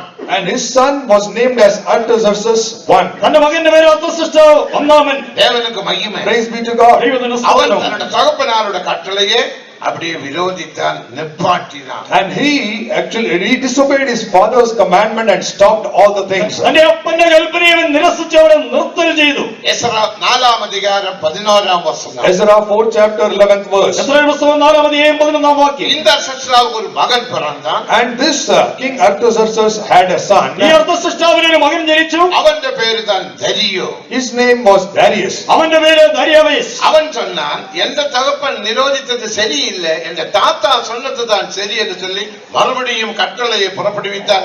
நீங்கள் எருசலேம் தேவாலயத்தை கட்டுங்கள். And he said, my father was wrong in stopping the people of God, and therefore whatever my grandfather commanded, I will obey it. You please start building the temple again. അവൻ പറഞ്ഞു, എന്റെ അപ്പൻ അങ്ങനെ നിരോധിച്ചത് ശരിയല്ല, എന്റെ വല്യപ്പച്ചൻ പറഞ്ഞതാണ് ശരി, ആയതിൻ പ്രകാരം നിങ്ങൾ ആലയം പണിവീൻ. அந்த தரியோனோட மகன் தான் அர்த்தசிஷ்டர் second. And Darius had a son named who was named as Artaxerxes II. ആ ദാരിയാവേശിന്റെ മകനായിരുന്നു അർത്തസിഷ്ടാവ് രണ്ടാമൻ. அவனுடைய சமயத்தில் During his tenure, അവന്റെ സമയം அவன் ஒரு கட்டளையை புறப்படுவித்தார். he proclaimed a commandment. താൻ ഒരു കൽപ്പന പുറപ്പെടുവിച്ചു. அவன் எஸ்ரா ஆசாரியனை கூப்பிட்டு He called Ezra the priest. Ezra പുരോഹിതനെ താൻ വിളിച്ചു. கோரே சொன்னதான கட்டளை உண்மை. The commandment of King Cyrus is the right one. കോരേശിന്റെ കൽപ്പന ശരി തന്നെ. எந்த தாத்தாவாகிய அர்த்தசிஷ்டா அது சரி என்று தரியு அது சரி என்று வைத்தார். My grandfather King Darius stopped it. എന്റെ நானும் அதை சரி என்று வைக்கிறேன். I also keep it as if it is right. ഞാനും അത് ശരിയെന്ന് സമ്മതിക്കുന്നു. அப்ப பாசி ராஜ்யத்திலே நாலு ராஜாக்கள், ஒன்று கோரேஸ், இரண்டாவது அர்த்தசிஷ்டா 1, அடுத்தது தரியு, அடுத்தது அர்த்தசிஷ்டா second. And there are 4 kings that we are speaking of right now in the kingdom of Media and Persia. One is King Cyrus, his son Artaxerxes I, his son King Darius, and his also the 4th son who is King Artaxerxes II. Parsi രാജ്യത്തിൽ 4 രാജാക്കന്മാർ. ഒന്ന് ദാരിയാവേസ്, 2 അർത്തസിഷ്ടാ ഒന്നാമൻ, 3 ദാരിയാവേസ്, 4 അർത്തസിഷ്ടാ രണ്ടാമൻ. தேவனுக்கு மகிமை. ஆனபடியால் தான் Ezra 7ஆம் அதிகாரம் 16ஆம் வசனத்தை வாசிக்கும் போது, And therefore in the book of Ezra 6th chapter 16th verse, ആയതുകൊണ്ട് എസ്രായുടെ പുസ്തകം 7-ാം അധ്യായം 16-ാം വാക്യം വായിക്കുന്നു. பாசி ராஜாக்களாகிய கோரேசினுடைய நாட்களிலும் தரியுவினுடைய நாட்களிலும் அர்த்தசிஷ்டா ராஜாவின் நாட்களிலும் ஆலயம் கட்டப்பட்டது என்று நாம் வாசிக்கிறோம். and therefore we read that during the tenure of King Artaxerxes and King Darius and King Cyrus, the temple was built. അർത്തസിഷ്ടാ രാജാവിന്റെ കാലത്തും ദാരിയാവേശിന്റെ കാലത്തും കോരേശിന്റെ കാലത്തും ആലയം പണിയപ്പെട്ടു എന്ന് പറഞ്ഞിരിക്കുന്നു. தேவனுக்கு மகிமை. Praise be to God. ദൈവത്തിന് സ്തോത്രം. இப்போது அர்த்தசிஷ்டா செகண்ட் அவன் எஸ்ராவை கூப்பிட்டு, Now Artaxerxes II, he called Ezra. ഇപ്പോൾ അർത്തസിഷ്ടാ രണ്ടാമൻ എസ്രയെ വിളിച്ചു. நீங்கள் உங்களோட தேவாலயத்தை கட்டலாம். You can continue building your temple. നിങ്ങൾക്ക് നിങ്ങളുടെ ആലയം പണിയാം. செருபாபேல் செய்த வேலையுடைய பேலன்ஸ் நீங்களும் செய்து கொள்ளுங்கள். You can do the balance work that Zerubbabel had done and stopped. സെരുബ്ബാബേൽ ചെയ്തു നിർത്തിയ വേലയുടെ തുടർമാനമായി ചെയ്യുവിൻ. கட்டளையை புதுப்பித்தார். He renewed the commandment. കൽപ്പന പുതുപ്പിച്ചു. அப்போது எஸ்ரா ஆசாரியன் கேட்கிறார், That is when Ezra the priest says, പുരോഹിതനായ എസ്രാ ചോദിക്കുന്നു, நீங்க போக சொல்றீங்க, you are asking us to go. നിങ്ങൾ ഞങ്ങളോട് പോകാൻ പറയുന്നു. எனக்கு பணம் இராவிட்டால், பொருள் இராவிட்டால் நாங்கள் எப்படி ஆலயத்தை கட்ட முடியும், ஆராதிக்க முடியும்? How are we supposed to build the temple and worship without any money or any things? ഞങ്ങൾക്ക് പണവുമില്ല, അതിനുള്ള വസ്തുവകയും ഇല്ലെങ്കിൽ എങ്ങനെ ആലയം പണിത് ദൈവത്തെ ആരാധിക്കും? நதிக்கு அக்கறையுள்ள கஜான்சிகளுக்கு நீங்கள் ஒரு கடிதம் தர வேண்டும். Therefore you need to issue a letter to the treasurers across the river.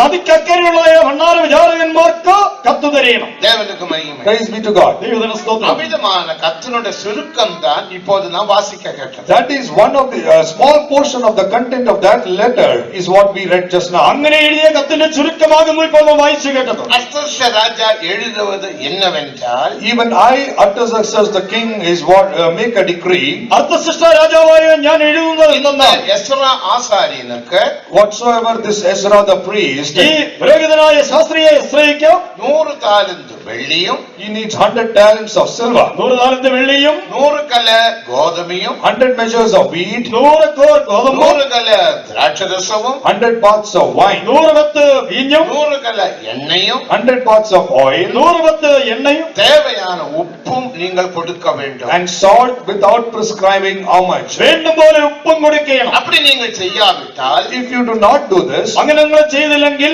தேவனுடைய கோபம் வருவாங்க. the wrath of the God of heaven will come upon you. ദൈവത്തിന്റെ കോപം കടന്നു വരും. தேவனுக்கு மகிமை. Praise be to God. ദൈവത്തിന് മഹത്വം. அப்படியே அவர்கள் செய்தார்கள். They did so accordingly. അവർ അങ്ങനെ തന്നെ ചെയ്തു. ஆலயம் கட்டப்பட்டது. The temple was built. ആലയവും പണിതു. 3 பேருடைய தலைமையில் தேவாலயம் கட்டப்பட்டது. The temple was built under the leadership of 3 people. 3 പേരുടെ നേതൃത്വത്തിൽ ആലയം പണിയപ്പെട്ടു. Zerubbabel, One was Zerubbabel. സെരുബ്ബാബേൽ, இரண்டாவது எஸ்ரா ஆசாரியன், Second, the Ezra the priest. 2 Ezra പുരോഹിതൻ, மூன்றாவது நெகேமியா. Third, Nehemiah. 3 നെഹെമ്യാ. காரணம் 3 ராஜாக்களுடைய தலைமையில் அவர்கள் அடிமைகளாக பிடிக்கப்பட்டார்கள். They were brought under the bondage of 3 kings. 3 രാജാക്കന്മാരുടെ അധീനതയിൽ അടിമകളായി അവർ പിടിക്കപ്പെട്ടിരുന്നു. ஒன்று யோயாக்கீன் என்ற ராஜாவினுடைய தலைமை. Firstly, there was a king named Jehoiakim. ഒന്ന് യെഹോയാക്കീൻ എന്ന് പറയുന്ന രാജാവ്, இரண்டாவது யோயாக்கீன், And second, Joachim. രണ്ടാമത് യോയാക്കീം, மூன்றாவது சிதேக்கியா.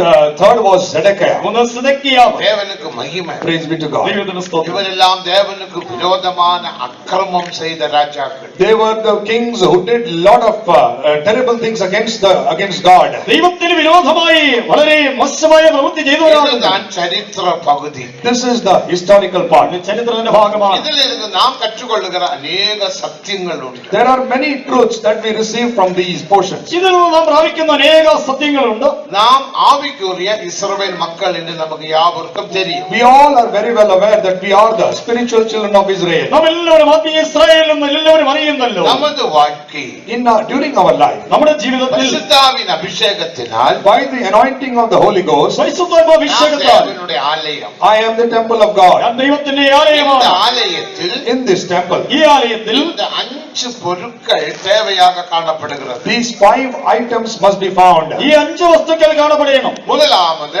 வெள்ளி, First, silver. ഒന്നാമതായി വെള്ളി, இரண்டாவது கோதுமை, Second, wheat. 2 ഗോതമ്പ്, மூன்றாவது திராட்சரசம், Thirdly, wine. 3 വീഞ്ഞ്, நாலாவது எண்ணெய், Fourthly, oil. 4 എണ്ണ, ஐந்தாவது உப்பு. Fifth, salt. 5 ഉപ്പ്. இதெல்லாம் அனுபவங்களாக நமது ஜீவியத்தில் காணப்பட வேண்டும். These need to be as experiences found in our life. ഇവയൊക്കെയും അനുഭവങ്ങളായി നമ്മുടെ ജീവിതത്തിൽ பழைய കാണണം. ஏற்பாட்டில் இதெல்லாம் பொருட்களாக காணப்பட்டது. During the Old Testament, these were simply items. പഴയ നിയമത്തിൽ ഇതൊക്കെ വസ്തുക്കളായി കാണപ്പെട്ടു. புதிய ஏற்பாட்டில் இதெல்லாம் அனுபவங்களாக காணப்பட வேண்டும். But the New Testament, these all must be experiences. എങ്കിലും ആ പുതിയ നിയമത്തിൽ ഇത് അനുഭവങ്ങളായി കാണണം. புதிய ஏற்பாட்டில் நாம் எல்லாம் அனுபவிக்கிறவர்கள். We are the ones experiencing everything in the New പുതിയ Testament. നിയമത്തിൽ നാം എല്ലാം അനുഭവിക്കുന്നവരാകുന്നു. எழுத்தின்படி நாம் ஒன்றும் செய்ய வேண்டிய அவசியம் இல்லை. We need not do anything literally. അക്ഷരപ്രകാരം ഒന്നും നാം ചെയ്യേണ്ട ആവശ്യമില്ല. தேவனுக்கு மகிமை. Praise be to God. ദൈവത്തിന് സ്തോത്രം. ரோமர் 5ஆம் அதிகாரம் 3ஆம் வசனத்தை வாசிக்கும் போது When we read Romans 5th chapter 3rd verse, റോമാലേഖനം 5-ാം അധ്യായത്തിന്റെ 3-ാം വാക്യം വായിക്കുമ്പോൾ அங்க என்ன வாசிக்கிறோம்? what do we read there? അവിടെ എന്ത് വായിക്കുന്നു? உபத்திரவம் பொறுமையையும் And tribulation bringeth patience. കഷ്ടത സഹിഷ്ണുതയെയും, பொறுமை தமிழிലെ പരീക്ഷ എന്ന് എഴുതിയിരിക്കും, ആംഗലത്തിൽ എക്സാം അല്ലെങ്കിൽ അനുഭവം എന്ന് നാം വാസിക്കുന്നത് experience. And English it says patience worketh experience. ഇംഗ്ലീഷിൽ സഹിഷ്ണുത അത് അനുഭവത്തെയും എന്ന് വായിക്കുന്നു. உபத்திரவம் பொறுமை. Tribulation worketh patience. കഷ്ടത எந்த அளவுக்கு സഹിഷ്ണുതയും. நாம் உபத்திரவப்படுகிறோமோ To the measure that we get tribulated, എത്രയധികം നാം ഉപദ്രവിക്കപ്പെടുന്നുവോ தேவ நாமத்தில் படுகிற எல்லா உபத்திரவம் நமக்கு பொறுமையை உண்டாக்குகிறது. all the tribulation that we suffer in the name of the Lord worketh patience in us. ദൈവത്തിന്റെ നാമത്തിൽ നാം അനുഭവിക്കുന്ന കഷ്ടങ്ങൾ നമ്മൾ സഹിഷ്ണുത കൊണ്ടുവരുന്നു. அந்த பொறுமை நமக்கு அனுபவத்தை உருவாக்குகிறது. And those patience or that patience worketh experience in us. ആ സഹിഷ്ണുത നമ്മിൽ അനുഭവങ്ങൾ കൊണ്ടുവരുന്നു. அந்த அனுபவம் நமக்கு நம்பிக்கையை உண்டாக்குகிறது. And that experience bringeth forth or worketh hope. ആ അനുഭവം നമ്മിൽ പ്രത്യാശ ഉളവാക്കുന്നു. அந்த நம்பிக்கையானது சுத்திகரிப்பு உண்டாக்கும். And the hope worketh sanctification. ആ പ്രത്യാശ വിശുദ്ധി കൊണ്ടുവരുന്നു. நமக்கு எல்லாம் அனுபவம். Therefore, it is all experience for us. അതിനാൽ നമുക്കെല്ലാം അനുഭവങ്ങളാണ്. தேவனுக்கு மகிமை. Praise be to God. ദൈവത്തിന്റെ മഹത്വം. அப்ப வெள்ளி என்று சொன்னால் அதனுடைய அனுபவம் என்ன? What is the experience of silver? വെള്ളി എന്ന് പറഞ്ഞാൽ അതിന്റെ അനുഭവം എന്തോ? முதலாவது எல்லாம் 100 என்ற அளவில் நாம் பார்க்கிறோம். And firstly, we see every measure is an 100. ഒന്നാമതായി 100 എന്ന അനുഭവത്തിൽ കാണുന്നു. 100 என்று சொன்னால் அர்த்தம் என்ன? What is the meaning of 100? 100 എന്ന് പറഞ്ഞാൽ അർത്ഥം എന്തോ? 100 என்று சொன்னால் பரிபூர்ணம். 100 shows perfection. 100 എന്ന് പറയുമ്പോൾ സമ്പൂർണ്ണത. தேவனுக்கு மகிமை. Glory be to God. ദൈവത്തിന്റെ മഹത്വം. மத்தேயு 5ஆம் அதிகாரம் கடைசி வசனத்தை வாசிக்கும் போது Matthew 5th chapter last verse when we read, മത്തായിയുടെ സുവിശേഷം 5-ാം അധ്യായം അവസാന വാക്യം இயேசு വായിക്കുമ്പോൾ கிறிஸ்து சொல்லுகிறார், Jesus Christ says, യേശു പറയുന്നു, என் பிதா சல்குண பூர்ணனாய் இருக்கிறது போல நீங்களும் பூர்ணராய் இருங்கள். you be also perfect as my heavenly Father is perfect. ആകയാൽ എന്റെ സ്വർഗീയ പിതാവ് സൽഗുണമുള്ളവനായിരിക്കുന്നത് പോലെ നിങ്ങളും സൽഗുണമുള്ളവരാകുവീൻ. என் பிதா அவர் பரிபூர்ண பூர்ணம். My Father is perfect. എന്റെ പിതാവ് அதே സമ്പൂർണ്ണനാണ്. போல நீங்களும் பரிபூர்ணம் உள்ளவராக காணப்பட வேண்டும். You also be as perfect like him. ആയതുപോലെ നിങ്ങൾ സമ്പൂർണ്ണരായി കാണപ്പെടണം. சபைக்கு பரிசுத்த பவுல் சொல்லும்போது To the church when St. Paul writes, സഭയോട് വിശുദ്ധ പൗലോസ് പറയുമ്പോൾ எபிரேயர் 6ஆம் அதிகாரம் முதல் 2 வசனங்களில் Hebrews 6th chapter first 2 verses, എബ്രായ ലേഖനം 6-ാം അധ്യായത്തിന്റെ ആദ്യ 2 വാക്യങ്ങളിൽ பூர்ணராகும்படி கடந்து செல்லுவோமாக. let us go forth unto perfection. പൂർണ്ണതയിലേക്ക് നമുക്ക് കടന്നു ചെല്ലാം. பூர்ணராகும்படி நாம் கடந்து செல்ல செல்ல வேண்டும். We need to go on unto perfection. പൂർണ്ണതയിലേക്ക് നാം കടന്നു ചെല്ലണം. எபேசியர் 4 அதிகாரம் 11 12 வசனங்களில் வாசிக்கும் போது Ephesians 4th chapter 11th and 12th verse when we read, എഫേസ്യ ലേഖനം 4 അധ്യായം 11 12 വാക്യങ്ങൾ വായിക്കുമ്പോൾ தலையாகிய கிறிஸ்துவுக்குள் எல்லாவற்றிலேயும் பூர்ணராகும்படி in order that we may all become perfect to the stature of the fullness of Christ who is the head. തലയാകുന്ന ക്രിസ്തുവിൽ നാം പരിപൂർണരായി തീരേണ്ടതിന് 2 തിമോത്തിയു 3 அதிகாரம் 16 வசனம் 16 17 வசனத்தின்படி According to 2 Timothy 3rd chapter 16th and 17th verse, 2 Timotheos 3 അധ്യായത്തിന്റെ 16 17 വാക്യത്തിന് പ്രകാരം தேவனுடைய மனுஷனே நீ எல்லாவற்றிலேயும் தேறினவனாகும்படி that the man of God may be perfect, thoroughly furnished unto all good works. ദൈവത്തിന്റെ മനുഷ്യൻ സകല വിഷയത്തിലും വകപ്രാപിച്ച് തികഞ്ഞവനാകേണ്ടതിന് கொலோசியர் 1 அதிகாரம் 28 வசனத்தின்படி Colossians 1st chapter 28th verse, കൊലോസ്യ ലേഖനം 1 അധ്യായത്തിന്റെ 28 വാക്യത്തിന് പ്രകാരം நாம் எல்லாவற்றிலேயும் வளர்ந்து பூர்ணப்பட வேண்டும் என்று நாம் வாசிக்கிறோம். we need to grow in Christ Jesus and become perfect is what we read. ക്രിസ്തുയേശുവിൽ സകലത്തിലും വളർന്നു പൂർണ്ണത പ്രാപിക്കണമെന്ന് அப்போ വായിക്കുന്നു. நாம் ரட்சிக்கப்பட்டால் மட்டும் போதாது. Therefore, it is not only important that we get saved. ആയതിനാൽ നാം രക്ഷിക്കപ്പെട്ടാൽ മാത്രം പോരാ, 100க்கும் 100 മാർക്ക് വാങ്ങ வேண்டும். We need to gain the 100 out of 100 marks. 100ൽ 100 മാർക്കും വാങ്ങണം. நமக்குடைய மார்க் 100. Our marks is 100. നമ്മുടെ മാർക്ക് 100 തന്നെ. தேவனுக்கு மகிமை. Glory be to God. ദൈവത്തിന്റെ മഹത്വം. 99 போதா. 99 is not enough. 99 പോരാ. அதுக்கு நான் சொல்வதுண்டு. Therefore, I say, അത് ഞാൻ പറയാറുണ്ട്. 100 minus 1 equal to ബൈബിളിൻ പടി 0. 100 minus 1 according to Bible it is 0. 100ൽ 1 കുറച്ചാൽ വേദപുസ്തക പ്രകാരം 0 തന്നെ. உலகத்தின்படி 100 minus 1 equal to 99. Worldly knowledge says 100 minus 1 is 99. ലോകത്തിൻ പ്രകാരം 100ൽ 1 കുറച്ചാൽ 99. 100க்கும் 100 ஆகும்படி தேவன் நம்மை அழைத்தார். In order that we may gain 100 mark out of 100, God has called us. 100ൽ 100 പ്രാപിക്കേണ്ടതിന് ദൈവം നമ്മെ വിളിച്ചിരിക്കുന്നു. தேவனுக்கு மகிமை. Glory be to God. ദൈവത്തിന് മഹത്വം. எபிரேயர் 10 அதிகாரம் 14 வசனத்தின்படி According to Hebrews 10 chapter 14th verse, എബ്രായ ലേഖനം 10 അധ്യായം 14 വാക്യത്തിന് நம்முடைய പ്രകാരം பூரணம் கிறிஸ்துவுக்குள் இருக்கிறது. our perfection is in Christ Jesus. നമ്മുടെ പൂർണ്ണത ക്രിസ്തുവിലാകുന്നു. நாம் பூரணராகும்படி அவர் நமக்காக சிலுவையில் மரித்தார். In order that we may become perfect, He died on the cross. നാം തികഞ്ഞവരാകേണ്ടതിന് നമുക്ക് വേണ്ടി ക്രൂശിൽ അവൻ മരിച്ചു. தேவனுக்கு மகிமை. Glory be to God. ദൈവത്തിന് മഹത്വം. அப்ப நாம் பூரணராக மாற்றப்பட வேண்டும். Therefore, we must become perfect, ആയതിനാൽ നാം പൂർണ്ണരായി മാറണം. இதுக்கு நமக்கு ஒரு வளர்ச்சி தேவை. for which we require a growth. ഇതിൽ നമുക്കൊരു വളർച്ച ആവശ്യമാണ്. அதனால தான் 2 பேதுரு 3 அதிகாரம் 18 வசனத்தை வாசிக்கும் போது Therefore, when we read 2 Peter 3rd chapter 18th verse, ആയതുകൊണ്ട് 2 പത്രോസ് 3:18 വായിക്കുമ്പോൾ கர்த்தராகிய இயேசு கிறிஸ்துவின் கிருபையிலும் அவரை அறிகிறதான அறிவிலும் வளருங்கள். but grow in grace and in the knowledge of our Lord and Savior Jesus Christ. കർത്താവായ യേശു ക്രിസ്തുവിന്റെ കൃപയിലും അവന്റെ സംബന്ധിച്ചുള്ള പരിജ്ഞാനത്തിലും വളരുവീൻ. கிறிஸ்தவ ஜீவியம் என்பது ஒரு வளர்ச்சியுள்ள ஜீவியம். Christian life is a life of growth. ക്രിസ്തീയ ജീവിതം വളർച്ചയുള്ള ജീവിതമാണ്. வளர்ச்சியில்லாவிட்டால் சக்கேயுவை போல நீ காணப்பட்டால் இயேசுவை பார்க்க முடியாது. If you lack growth and are found like Zacchaeus, you cannot see Jesus. വളർച്ചയില്ലാതെ സക്കായിയെ പോലെ കാണപ്പെട്ടാൽ നിനക്ക് യേശുവിനെ കാണാമല്ല. வளர்ச்சி தேவை. We need a growth. നമുക്കൊരു വളർച്ച വേണം. விசுவாசத்தில் வளர வேண்டும். We need to grow in the faith നാം life. വിശ്വാസത്തിൽ அது വളരണം. விசுவாசத்தின் பூரணம்.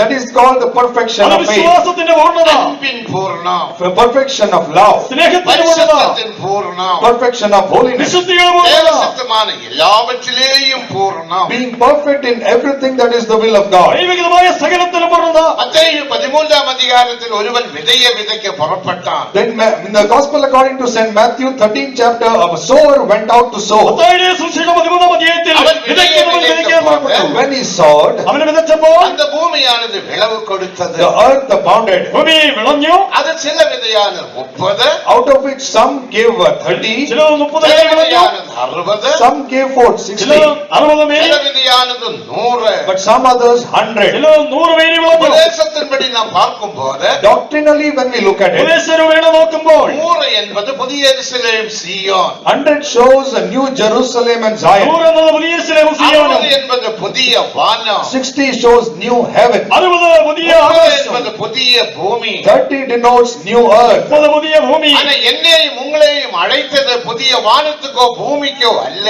But I and you aren't called for new heaven or new എന്നാൽ earth. എന്നെയും നിങ്ങളെയും വിളിച്ചത് പുതിയ സ്വർഗ്ഗത്തിനോ പുതിയ ഭൂമിക്കോ അല്ല. சிலர் சொல்லுவாங்க எப்படியாவது அந்த புதிய பூமியில மூலையில இருந்து போனா போதும்ப்பா. Some people declare, somehow if I get to sneak in and get into a corner in that new earth, ചിലർ പറയും എങ്ങനെങ്കിലും ആ പുതിയ ഭൂമിയിൽ ഒരു മൂലയ്ക്ക് പോയാൽ മതി. தேவனுக்கு மகிமை. praise be to God. ദൈവത്തിന് സ്തോത്രം. നിന്നെ മെഡിക്കൽ കോളേജിൽ കൊണ്ടുപോയി ചേർത്തത് ABCD പഠിக்கிறதுக்கல்ல. You aren't admitted or you aren't gaining admission to a medical college to study ABCD. ABCD പഠിക്കേണ്ടതിനല്ല മെഡിക്കൽ കോളേജിൽ പ്രവേശനം നേടിത്തന്നത്. நீ அந்த இடத்துல ஒரு டாக்டராக மாற வேண்டும். In that place you must become a doctor. അവിടെ നീ ഒരു ഡോക്ടറായി മാറണം. டாக்டராக மாற வேண்டுமானால் If you have to become a doctor, നീ ഡോക്ടർ ആകണമെങ്കിൽ எல்லா சிலபஸிலும் நீ பாஸ் பண்ண வேண்டும் subject. you need to pass all the subjects. എല്ലാ പാഠ്യ വിഷയങ്ങളിലും പഠിച്ചു ജയിക്കണം. அடுத்தது ஓரல் பாஸ் பண்ண வேண்டும். After which you need to oral exam you need to pass. അടുത്തതായി ചോദ്യ പരീക്ഷയിൽ ജയിക്കണം. இன்டர்வியூ பாஸ் பண்ண வேண்டும். Post which you need to pass the interview. അടുത്തതായി അഭിമുഖത്തിൽ ജയിക്കണം. தேவனுக்கு மகிமை. Praise be to God. ദൈവത്തിന് സ്തോത്രം. மூன்று விதமான பூர்ணம் உண்டு MBBS ஸ்டூடெண்ட்க்கு. A MBBS student has 3 perfections. MBBS പഠിക്കുന്നവന് 3 വിധമായ പൂർണ്ണതയുണ്ട്. எல்லா சப்ஜெக்ட்டிலும் பாஸ் பண்ண வேண்டும். One, you need to pass all the subjects. ഒന്നാമത് എല്ലാ വിഷയങ്ങളിലും ஒரு ജയിക്കണം. சப்ஜெக்ட்டிலும் arrears இருக்கலாகாது. There couldn't be any arrears in any ഒരു subject. വിഷയത്തിലും കുടിശ്ശിക വരരുത്. இரண்டாவது அந்த ஓரல் பாஸ் பண்ண வேண்டும். Second, you need to pass the oral exam. രണ്ടാമതായി ചോദ്യ പരീക്ഷ പാസ്സാകണം. பலவிதமான நரம்புகள் கொண்டு வந்து வைப்பாங்க. They will place many types of nerves. പല ഞരമ്പുകൾ കൊണ്ട് இது വയ്ക്കും. என்ன என்று கேட்பாங்க. They will ask, what is this? ഇതെന്തെന്ന് ചോദിക്കും. உடனே பதில் சொல்லணும். You need to answer immediately. ഉടൻ മറുപടി പറയണം. தேவனுக்கு மகிமை. Glory be to God. ദൈവത്തിന് മഹത്വം. சீஃப் மெடிக்கல் ஆபீசர்ஸ் நேரடியாக சில கேள்வியை கேட்பாங்க. After which chief medical officers will ask some interview questions. അതിനുശേഷം പ്രധാന മെഡിക്കൽ ഓഫീസർ ചില ചോദ്യങ്ങൾ ചോദിക്കും. நம்முடைய ஒரு விசுவாசி பையன், A believer boy of ours. നമ്മുടെ ഒരു വിശ്വാസി പയ്യൻ. அவர் சைதாப்பேட்டை அசிஸ்டன்ட் கலெக்டர், அவன் அப்பா assistant collector Daniel Raj.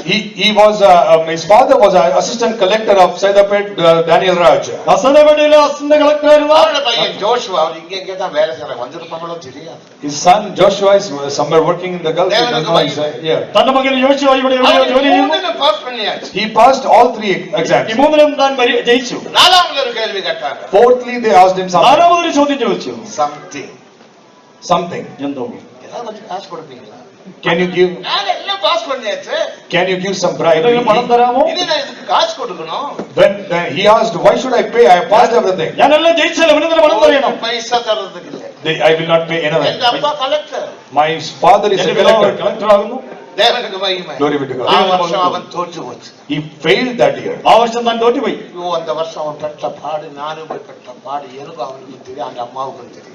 The trouble that he fell into that year and also the trouble that I fell. ஊழியக்காரருக்கு என்ன வேலை? ஒரு வேலையை சாப்பிட்டு தூங்க வேண்டும். Some people ask, what is the job of a worker or servant of God? They just எப்படி இருக்கிறாரு?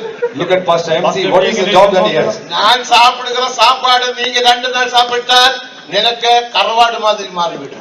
If you eat the food that the amount of food that I eat in 2 days, you will become lean as a stick. ഞാൻ കഴിക്കുന്ന ആഹാരം നിങ്ങൾ 2 ദിവസം കഴിച്ചാൽ നിങ്ങൾ ഉണക്കമീൻ പോലാകും. அதுக்கு இங்கிலீஷ் இல்ல.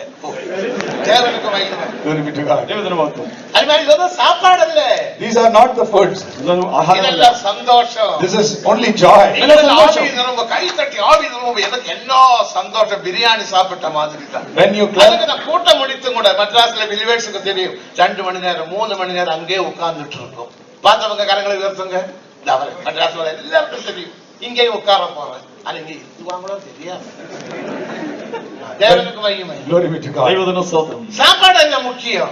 Food is not the important one. ആഹാരമല്ല പ്രധാനം. நீங்கள் ஆவிக்குரிய ஜீவியத்தில் வளரும் போது, அதை பார்க்கும் போது எங்களுக்கு என்ன சந்தோஷம். When we see that you are growing in the spiritual life, how much joy it gives us. നിങ്ങൾ ആത്മീയത്തിൽ വളരുന്നത് കാണുമ്പോൾ ഞങ്ങൾക്ക് എത്ര സന്തോഷം. போன வருஷம் தோற்று போச்சு. That year he failed. ആ വർഷം തോറ്റുപോയി. அவன் ஒரு பைத்தியமாய் போச்சு. He, எப்படி இருக்கும் நீ சொல்லுங்க. you think about it, how he became like a crazy man. highest mark. He passed all the subjects with highest mark. He passed oral exam. ചോദ്യ പരീക്ഷ പാസ്സായി. Interview pass. Interview also he passed. പാസ്സായി. Something Spain. Now they asked something. പണം ചോദിച്ചു. Imagine how he is. എങ്ങനെയെന്ന് ചിന്തിച്ചു നോക്ക്. അടുത്ത വർഷം പരീക്ഷ വന്നത്. Next year the exam came again. ஏதாவது கொடுக்காவிட்டா என்ன பாஸ் பண்ண விட மாட்டாங்க. நீ போ, நான் ஜெபிக்கிறேன். அந்த இடத்துல ஒரு சீஃப் மெடிக்கல் ஆபீசர் வேற சபையில் பெற்ற ஒரு விசுவாசி வந்தாங்க. And the next year he said, Pastor, how will I go and pass the exam? I told him, you go, I'm praying. The new chief medical officer apparently came there, who was a believer of other church. Chief medical officer head. He was the head of the chief medical officers. இதை பார்த்த உடனே தம்பி, நீ போன முறை எல்லாம் pass பண்ணியா? என்னாச்சு உனக்கு? நான் ஒரு CPM believer. He looked at the report. நான் காசு கொடுக்கவில்லை எனக்கு. எனக்கு ஓரலும் இல்லை, டெஸ்டும் இல்லை, ஒன்றும் இல்லை, பாஸ் போன்னு. இதே துபாயில் எங்கேயும் நல்ல கிளினிக் வச்சுருக்காங்க. அப்ப 100க்கு 100 நீ வாங்கணும். He looked at his report card and passed it. எனக்கு புதிய பூமியில ஏதோ ஒரு மூளை கிடைச்சா போதும்னு சொல்ல முடியுமா? அப்படி சொல்லி பழகாதீங்க. Do not say that I need only a corner in the new one. வேதவசனம் போய் சொல்லு. അങ്ങനെയെങ്കിൽ വചനം പോയി. முதலாம் தெசலோனிக்கேயர் 5ஆம் அதிகாரம் 23 24 வசனங்களை வாசிக்கும் போது, First Thessalonians 5th chapter 23 and 24 verse when we read. ഒന്ന് തെസ്സലോനിക്കർ 5ആം അധ്യായത്തിന്റെ 23 24 വാക്യങ്ങൾ വായിക്കുന്നു. சமாதானத்தின் தேவன் தாமே உங்களை முற்றிலும் பரிசுத்தமாக்குவாராக.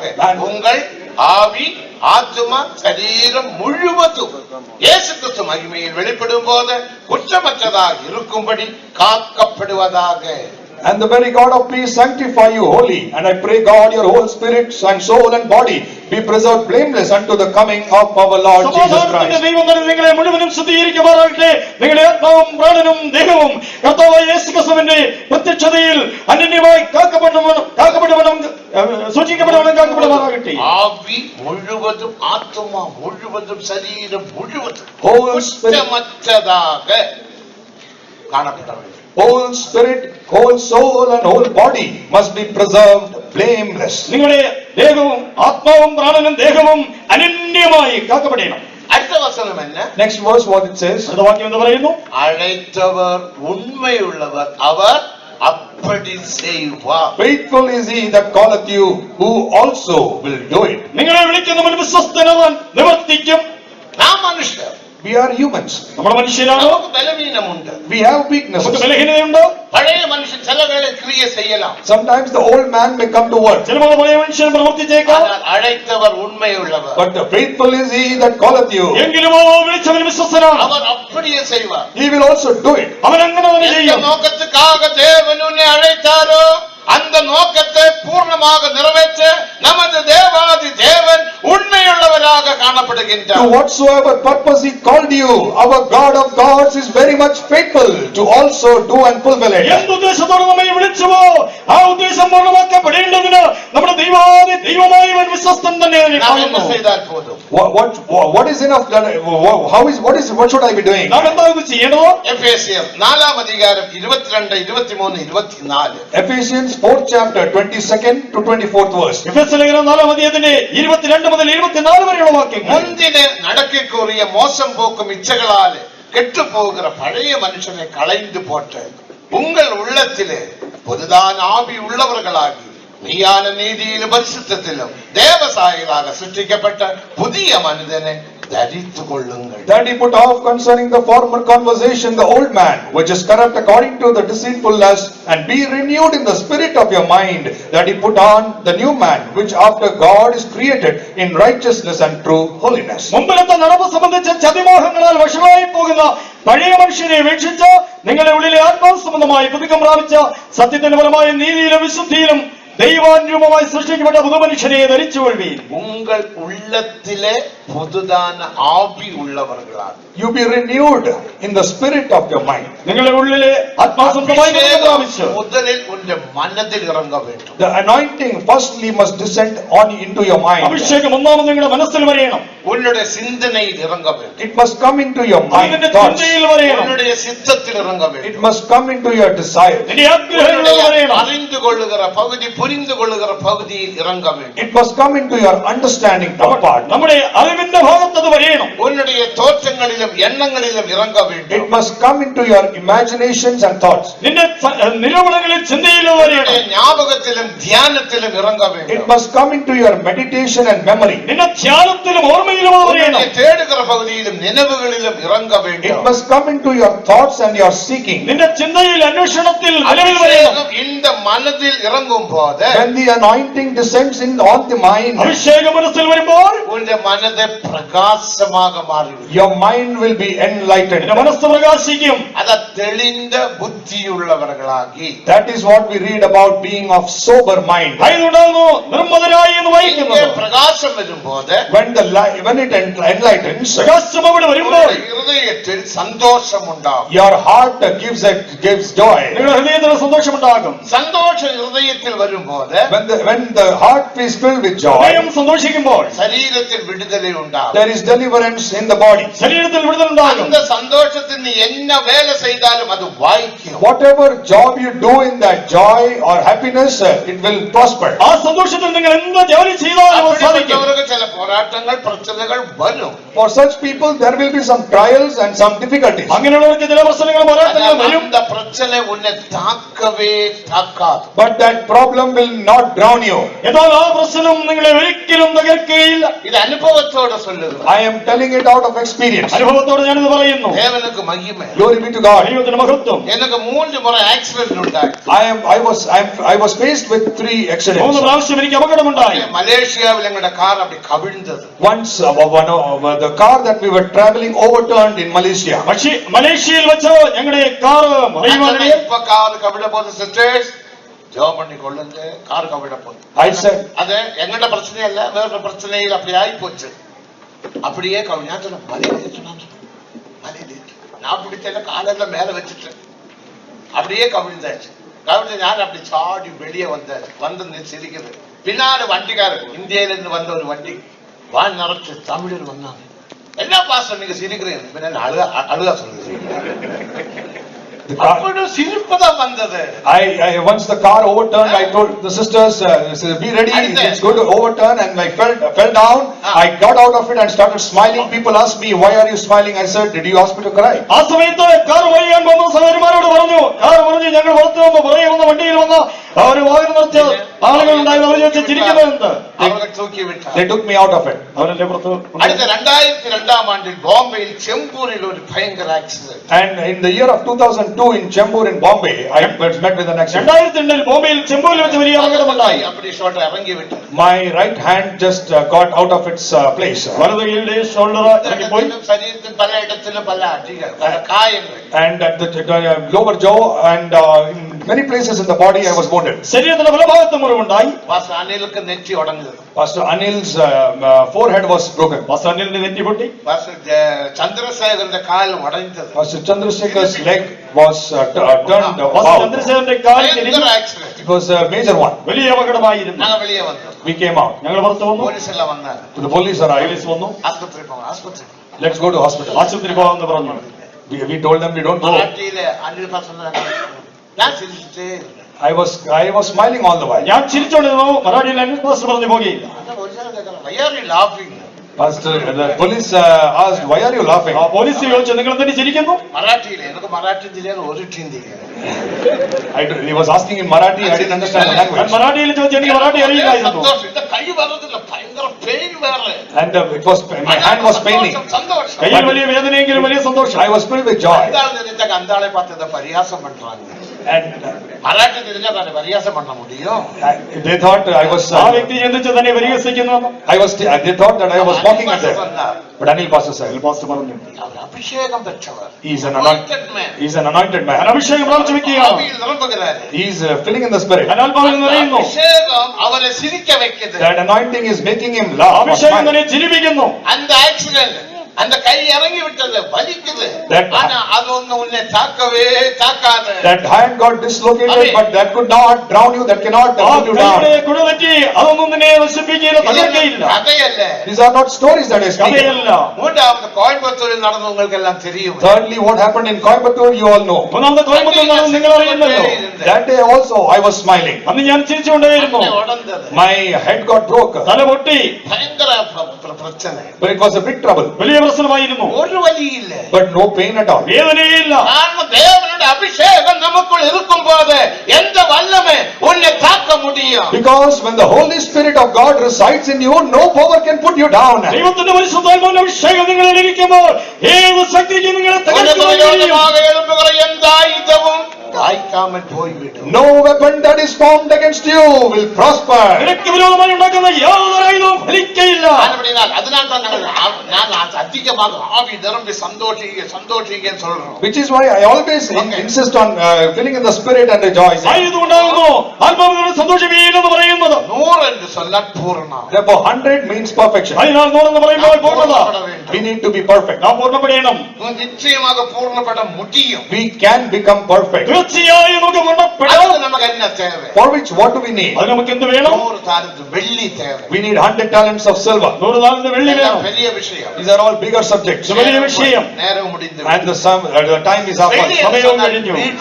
And silver shows redemption. വെള്ളി എന്ന് പറഞ്ഞാൽ വീണ്ടെടുപ്പ്. യേശു നമ്മെ മീട്ടെടുത്താർ. Jesus redeemed us. യേശു നമ്മെ വീണ്ടെടുത്തു.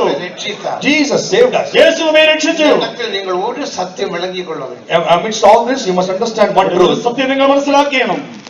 നാം ചിലർ சொல்லுவாங்க, நான் இயேசுவை விசுவாசிக்கிறேன், இயேசுவை எனக்கு ரொம்ப பிடிக்கும், இயேசுவை நான் நேசிக்கிறேன். நீ இயேசுவை நேசித்ததினாலோ நன்மையை பெற்றதினாலோ விசுவாசத்தினாலோ நீ ரட்சிக்கப்படவில்லை. Some people say, I like Jesus, he has done many good things for me, I love him, I believe him. But because of your belief or your liking or loving him does not make you God saved. നിങ്ങൾ ചില പറഞ്ഞേക്കാം, ഞാൻ യേശുവിനെ വളരെ ഇഷ്ടപ്പെടുന്നു, വളരെ സ്നേഹിക്കുന്നു, യേശു എനിക്ക് നന്മ ചെയ്തു എന്നൊക്കെ പറയുന്നത് നിങ്ങൾ രക്ഷിക്കപ്പെടണമെന്നില്ല.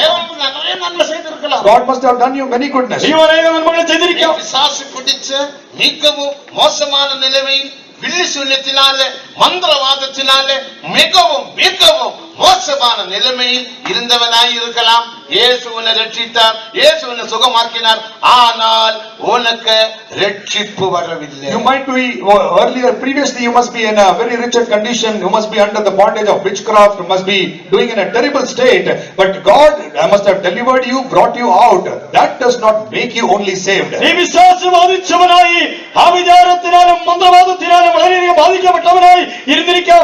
യേശു നിന്നെ സൗഖ്യമാക്കി രക്ഷിച്ചു, ആയുധം നിന്നിൽ രക്ഷപ്പെടണമെന്നില്ല. വിശ്വാസത്തിനാൽ യേശുവെ നേസിക്കുന്നതിനാൽ അവർ പരിശുദ്ധർ എന്ന് നാം சொன்னதிനാൽ രക്ഷിപ്പ് இருந்தாൽ முதலாவது രക്ഷിക്കപ്പെട വേണ്ടിയത് പിശാചാണ്. And therefore, if only by believing and or if only by calling Lord, Lord, if we were to be saved, the first person to be saved would have been Satan. യേശുവിനെ സ്നേഹിച്ച് യേശു പരിശുദ്ധൻ പരിശുദ്ധൻ പരിശുദ്ധൻ എന്ന് പറയുന്നത് കൊണ്ട് രക്ഷിക്കപ്പെടണമെന്നുണ്ടായിരുന്നുവെങ്കിൽ ഒന്നാമത് രക്ഷിക്കപ്പെടേണ്ടത് വിശ്വാസം തന്നെയാണ്. ഒരു വചനത്തെ വാസിച്ച് പാടും. Let's read a verse. യാക്കോബ് 2-ാം അധ്യായം 19-ാം വചനം മുഖ്യமான വചനം. James 2nd chapter. യാക്കോബ് 2:19. James 2nd chapter 19th verse. യാക്കോബിന്റെ ലേഖനം 2-ാം അധ്യായം 19-ാം വാക്യം പ്രധാനപ്പെട്ട വാക്യമാകുന്നു. ദൈവം ഏകനെന്ന് നീ വിശ്വസിക്കുന്നുവോ? ദേവൻ ഒരുവനെ വിശ്വസിക്കാൻ കൊള്ളാം. പിശാചുക്കളും അങ്ങനെ വിശ്വസിക്കുകയും വിറയ്ക്കുകയും ചെയ്യുന്നു. പിശാചുക്കളും அப்படியே വിശ്വസിക്കാൻ വിറയ്ക്കണം. Thou believest that there is one God, thou doest well. The devils also believe and tremble. അടുത്തതായി മാർക്ക് 1-ാം അധ്യായം 25-ാം വചനം പഠിക്കുക. Next, let's read Mark 1st chapter 25th verse. മർക്കോസിന്റെ സുവിശേഷം 1-ാം അധ്യായത്തിന്റെ 25-ാം വാക്യം. അവർ യേശുവെ പരിശുദ്ധർ പരിശുദ്ധർ എന്ന് சொல்லுகிறார்.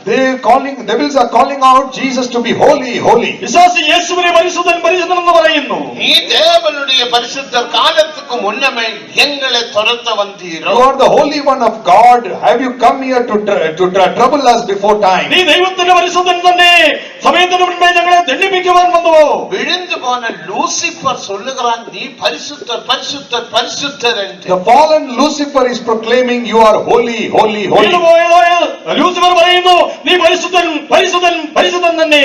നീ ദേവനുடைய ഒരേ കുമാരൻ എന്ന് சொல்லுகிறான். You are the only son of God, they are proclaiming. നീ ദൈവത്തിന്റെ ഏകജാതൻ എന്ന് പറയുന്നു. ദേവൻ ഒരുവൻ ഉണ്ട് എന്ന് ഞങ്ങൾ വിശ്വസിக்கிறோം എന്ന് சொல்லுகிறாൻ.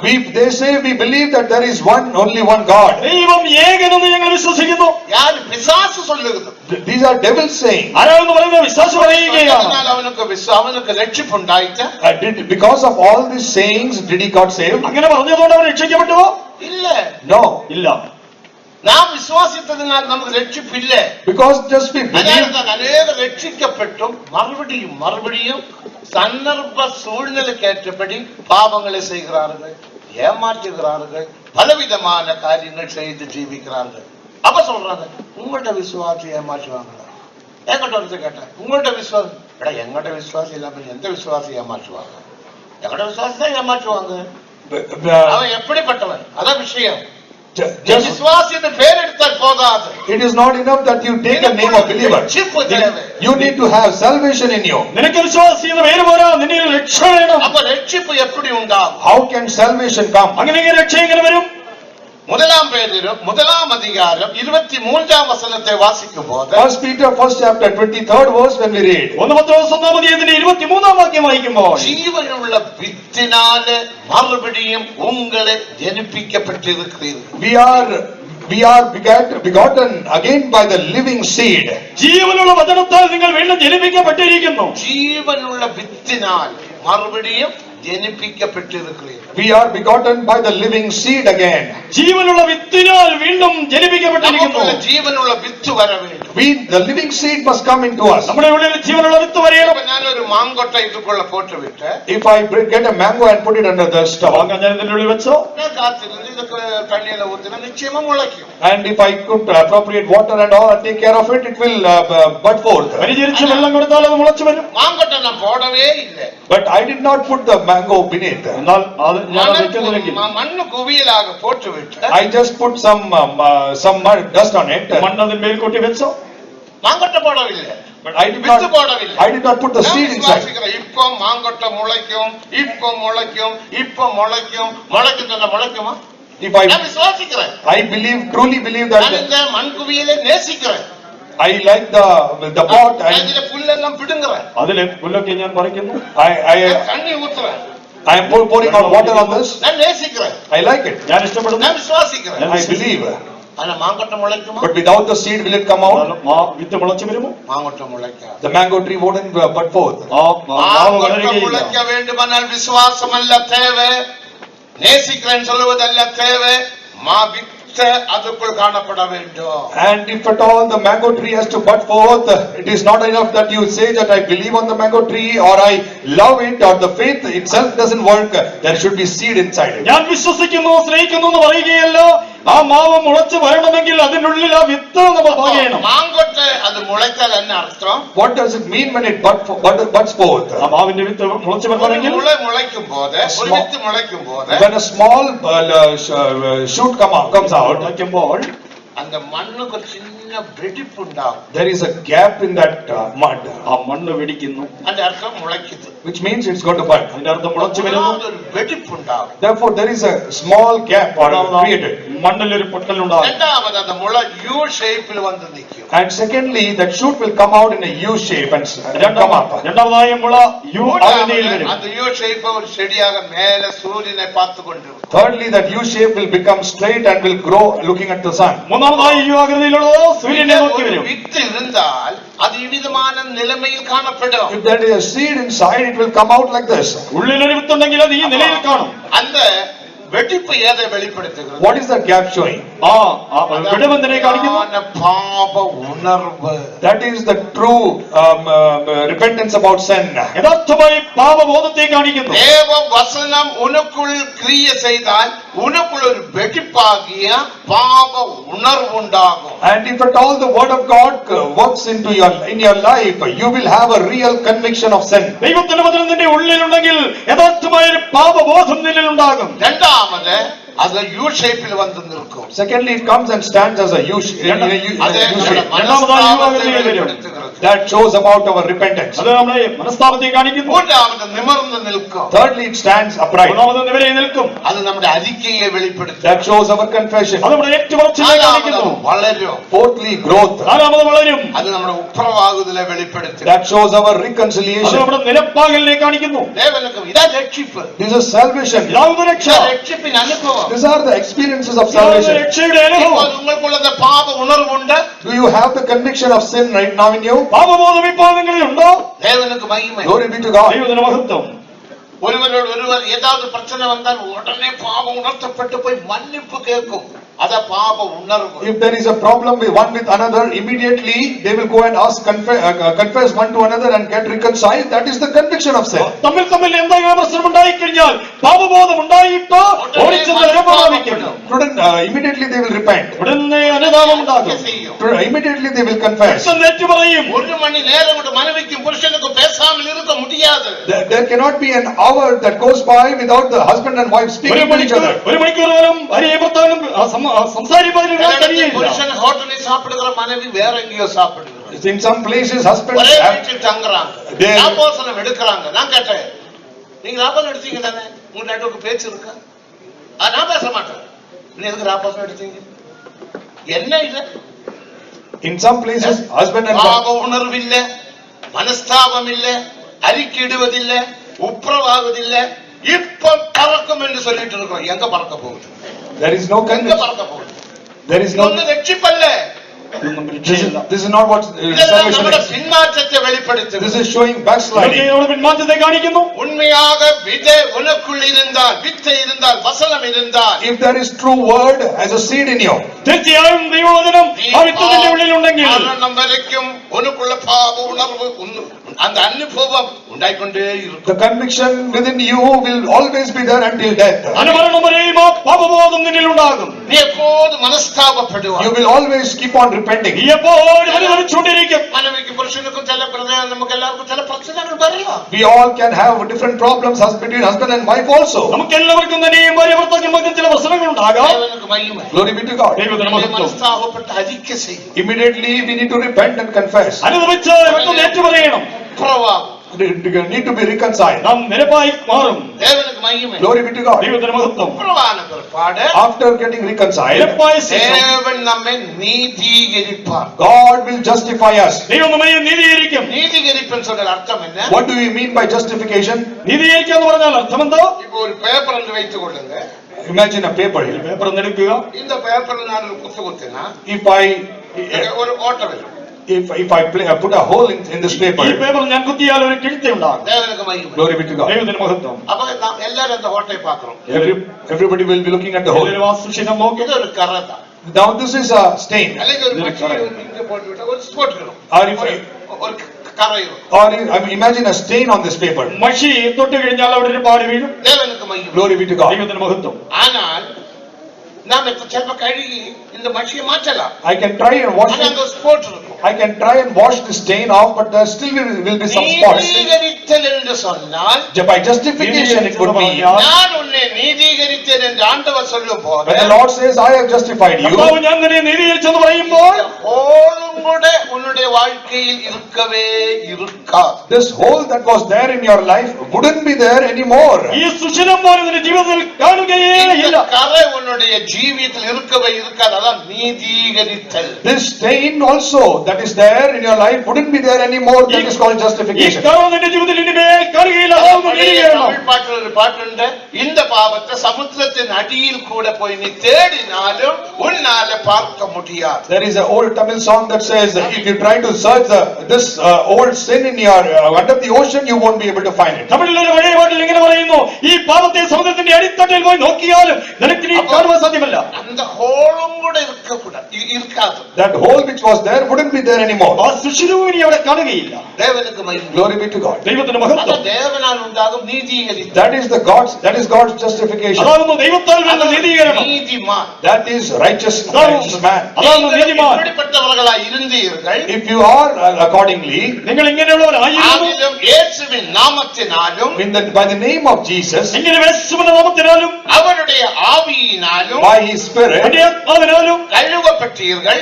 ye are washed, കഴുകൽ പ്രാപിച്ചു. நீதிமான்களாக்கப்பட்டீர்கள். ye are turned as righteousness, பரிசுத்தவான்களாக்கப்பட்டீர்கள். and are become holy men. നിങ്ങൾ വിശുദ്ധന്മാരാക്കപ്പെട്ടു. நீதிமான்களாக்கப்பட்டீர்கள். You are become righteous. നിങ്ങൾ നീതിമാന്മാരാക്കപ്പെട്ടു.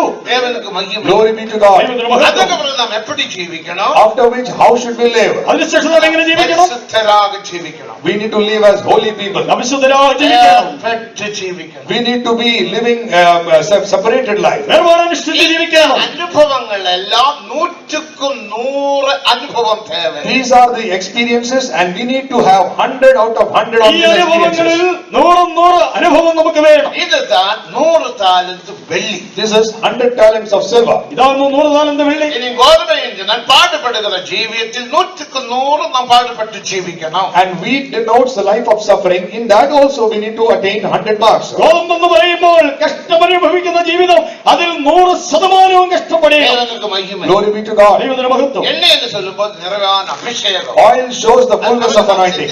എണ്ണ എന്ന് പറയുമ്പോൾ നിറഞ്ഞ അഭിഷേകം. ആകയാൽ ഇത് നാം 100 നമ്മുടെ வாழ்க்கைയിൽ ഇടാവിട്ടാൽ, If we do not have 100 upon 100 in our life, ഇത് 100% നമ്മുടെ ജീവിതത്തിൽ ഇല്ലെങ്കിൽ ഓടിനതും പ്രയാസപ്പെട്ടതും വീണായി വിടും. how much ever we labored and we ran, it will be in vain. ഓടിയതും അധ്വാനിച്ചതും വൃഥാവായി തീരും. ഫിലിപ്പിയർ 2-ാം അധികാരം 14, 15, 16 വസനങ്ങളിൽ என்ன വാസിக்கிறோம்? Philippians 2:14 to 16, what do we read? നിങ്ങൾ ഓടിനതും പ്രയാസപ്പെട്ടതും വീണാകാതെ പഠിക്ക. கிறிஸ்துவின் நாளில் புகழ்ச்சி உண்டாக തുടവുകളെ പോലെ പ്രകാശിക്കുന്ന നിങ്ങൾ കോണലും മാറുപാടുமான സന്തതിயின் നടുവിലെ കുറ്റമറ്റവരും കണ്ടിക്കപ്പെടാത്തവരും മാസറ്റ പിള്ളകളുമായി ഇരുപ്പതற்கு എല്ലാവற்றையும் മുറുമുറുപ്പില്ലാമലും തർക്കിപ്പില്ലാമലും ചെയ്യുക. Do all things without murmurings and disputings, that he may be blameless and harmless, the sons of God without rebuke, in the midst of a crooked and perverse nation, among whom we shine as lights in the world, holding forth the word of life, that I may rejoice in the day of Christ, that I may not run in vain, neither labored in vain. ഭദ്രതയും കോട്ടവുമുള്ള തലമുറയുടെ നടുവിൽ നിങ്ങൾ അനിലും പരമാർത്ഥികളും ദൈവത്തിന്റെ നിഷ്കളങ്ക മക്കളും ആകേണ്ടതിന് എല്ലാം വെറുപുറപ്പും വാദവും കൂടാതെ ചെയ്യുവിൻ. അവരുടെ ഇടയിൽ നിങ്ങൾ ജീവന്റെ വചനം പ്രമാണിച്ചുകൊണ്ട് 100 talent തേവേ. Therefore we need 100 talents. അതിനാൽ 100 താലന്ത് നമുക്ക് ആവശ്യം. ദേവനുടെ കോപം വരുവാൻ, If not, the wrath of God will come upon us. അല്ലായെങ്കിൽ ദൈവത്തിന്റെ കോപം കടന്നു വരും. നമ്മുടെ வாழ்க்கைയിൽ പിന്മാറ്റമുണ്ടാകും. Or else we will backslide in our life. അല്ലെങ്കിൽ നമ്മുടെ ജീവിതത്തിൽ പിന്മാറ്റം വരും. வாழ்க்கையில் உண்மையான சந்தோஷம் இல்லாமல் சமாதானம் இல்லாத நிலைமை காணப்படும். Without happiness, without peace in our life will be found. ശരിയായ സന്തോഷവും സമാധാനവും നമ്മിൽ കാണാതെ വരും. വിശ്വാസികൾ சொல்லுகிறார், Some believers say, ചില വിശ്വാസികൾ പറയും, சொல்லுகிறார், and some workers also, ചില ഞാൻ ശുശ്രൂഷകർ പറയും, വിശ്വാസിയാനാൽ എനിക്കൊരു സന്തോഷമില്ല, സമാധാനമില്ല, എഴുത്തിൻപടി ഒരു മുന്നേറ്റമില്ല. I have been a believer so many years, but I do not have a true happiness and joy. There is no literal growth in my life. ഇത്ര വർഷമായി വിശ്വാസികളായിരിക്കുന്നു, യാതൊരു സന്തോഷ സമാധാനമോ അക്ഷരികമായ ഒരു മുന്നേറ്റമില്ല. But what does God say? പക്ഷേ ദൈവം എന്ന് പറയുന്നു, 3 യോഹന്നാൻ 2-ാം വചനത്തിൻപടി, 3 John 2nd verse. பிரியமானவனே, உன் ஆத்துமா வாழ்கிறது போல நீ எல்லாவற்றிலேயும் வாழ்ந்து சுகமாய் இருக்க வேண்டும். Beloved, I wish that above all things that thou mayest prosper and be in health, even as thy soul prospereth. പ്രിയനേ, നിന്റെ ആത്മാവ് സുഖമായിരിക്കുന്ന പോലെ നീ സകലത്തിലും സുഖമായും ഇരിക്കണം. அதுபடி நான் 100 அனுபவமுள்ளவராகும்படி நம்முடைய ஆவி ஆத்ம சரீரத்தை தேவகரத்தில் ஒப்படைப்போம். Therefore, in order that we may experience 100 upon 100, let us surrender our bodies. അതിനാൽ 100 അനുഭവമുള്ളവരായിരിക്കേണ്ടതിന് നമ്മുടെ ദേഹാത്മതകളെ ദൈവകരങ്ങളിൽ സമർപ്പിക്കാം. எல்லாரும் ஒரு 2 நிமிடம் ஆவியின் நிரம்பி இந்த கூட்டத்தை முடிப்போம். Let us all for 2 minutes fill in the spirit and come through the meeting. 2 നിമിഷം ആത്മാവിൽ നിറഞ്ഞുകൊണ്ട് கொடுக்கிறீர்களோ அவர் மேல் தேவனுடைய வல்லமையின் அபிஷேகம் இப்போது இறங்க போகிறது. For all the surrendered ones, the Spirit of the Lord is going to descend about upon them right now. സമർപ്പിക്കുന്നവരുടെ മേൽ ശക്തിയോടെ ദൈവത്തിന്റെ അഭിഷേകം